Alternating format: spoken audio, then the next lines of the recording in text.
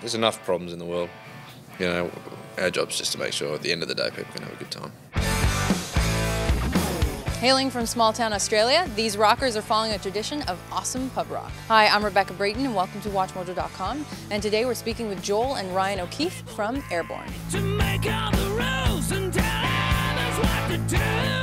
I read that you guys had trouble finding like-minded musicians in your hometown. It wasn't exactly a rock and roll town. You know, it's strange. It's like if there was two other rock guys in that one town, managed to find both of them. Street gangs and madmen. What was the scene like there, or what is the scene like there? I think it was, I guess it was a sort of a punky pop kind of scene.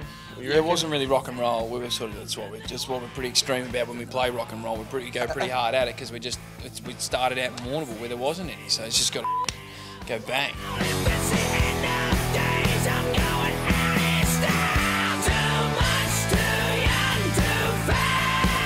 We used to have cops around at our house a lot for playing, but then we just started to know the police on a first name basis and it was okay. That's how you know you're a rock band. Yeah. Obviously, you've been compared to AC/DC quite a bit. I like your philosophy on the comparisons. If you're an Australian band coming out of Australia or any band in this day and age and you come out, you will be compared to somebody because that's how it is.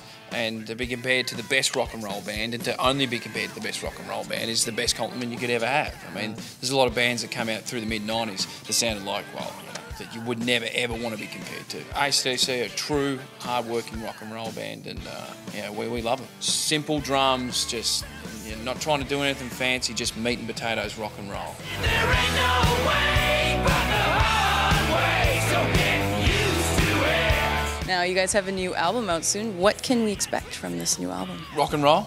Yeah. More rock and roll. You get more of the band this time around. I think we slept in the studio for one. Just a lot of things that went into this that we were more involved with it. So it's more of the band caught on tape.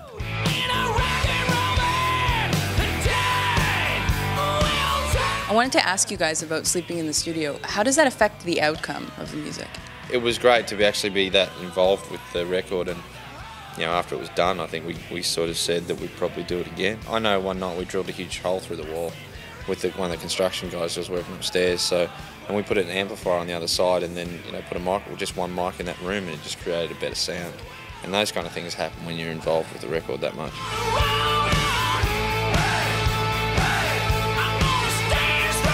If your music was the soundtrack to a movie, what would that movie be about? It'd be Die Hard, Lethal Weapon, Mixed with Airheads. I would see that movie. Thanks very much, guys. No worries. Thank you. Cheers.